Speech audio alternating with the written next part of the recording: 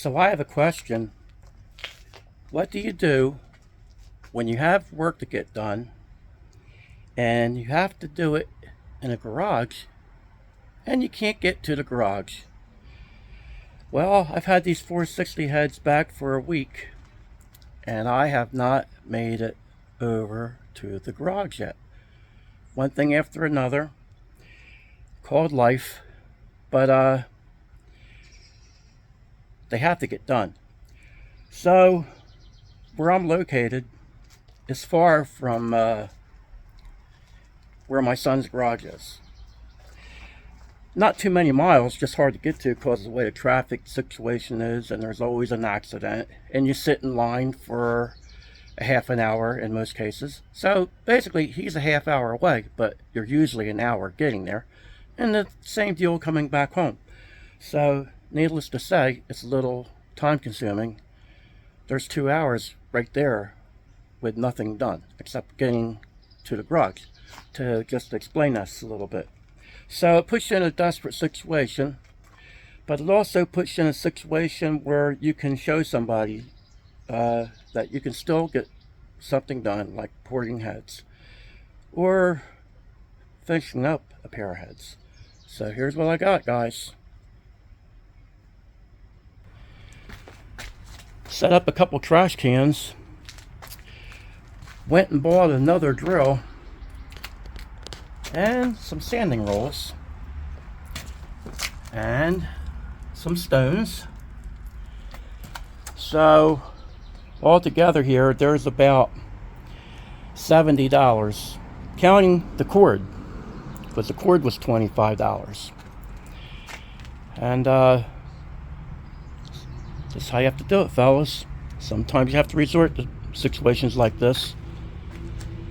So here they are. I'm finessing them up, evening things out, like I started doing a month ago before they went to the machine shop. Well, a week ago. That's where I left off doing this kind of stuff. But they're starting to get there. Now, this might not be exactly the best working conditions, but they're getting done. Now, before somebody says, that's not a very good way to port a pair of heads, or to even do anything to a head, put it up on a trash can, consider this. The pair of heads that I did, that's been 9 seconds on a stock block 302. 9-second E7s were done in the trunk of my car, hanging it off the trunk, in a situation like this where I had nowhere to do it, with a cordless drill. Yep. So this just maybe to give somebody a little incentive to think, well, I don't have any equipment, I don't have the stuff these guys have to port a pair of heads. I'd like to try it. I'd like to even consider cleaning a setup, taking the bump out, or something you might have with your cylinder heads that's a downfall with performance. The reason I mentioned the bump, E7's small block Fords have a bump in the exhaust port. But there's a lot of heads that have a lot of imperfections, pollution, things that you don't need, and it's all hindrance to performance. But I guess I'll do this quick little video and show people that you don't always need top-notch equipment. It's nice if you have it, but when you don't have it, you resort to doing what you have to do to get the job done. And I've always done that, and so far I've had pretty good luck.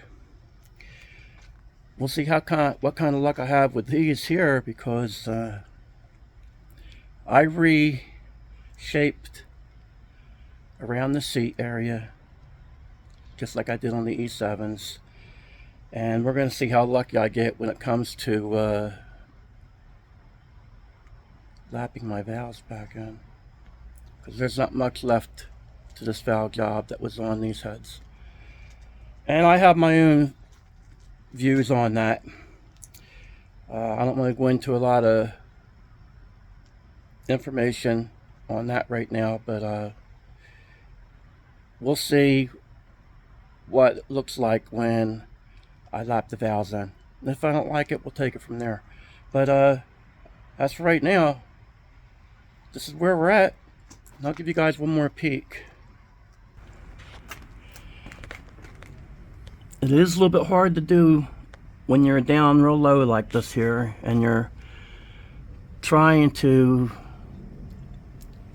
keep everything consistent.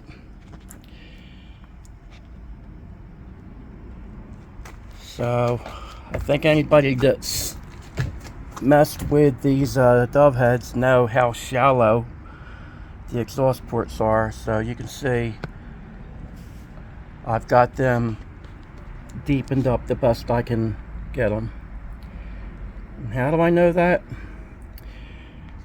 Because if I go much more,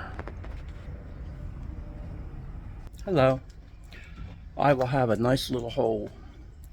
I can tell by when the metal changes color, and also by the sound when you're using the carbide bit. You can tell how that metal changes tone when you've had experience. If you've never done it before, then you wouldn't know that, to know you're in trouble.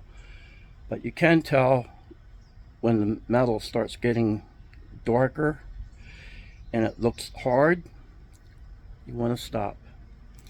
Around your seat areas and your guides and things like that. Mostly around the guides, it gets thin there, and it will have almost like a polished look to it. It will look almost like chrome in a lot of cases. When you get really close and you hear where it's hardened up, like if you take a little screwdriver and you tap on it, you'll see that you can use that for a good guideline. Always go by your factory markings, your casting. Like you'll see little casting marks on their head, and you can use that for a guideline. So that's something I do. Just thought I'd throw that out there. But I'm losing my light here. It's gonna get dark soon. So I'm gonna try to finesse these up a little bit more, and maybe someday we'll get them done and even see them on the engine. That'd be a good thing. Anyway, guys, thanks for being interested in what I'm doing here. I appreciate your support so much. You guys, man, I tell you, you've been so supportive of this, and you're anxious to see the 460 run. I appreciate that so much. So with that, I want to say God bless you and have a good day.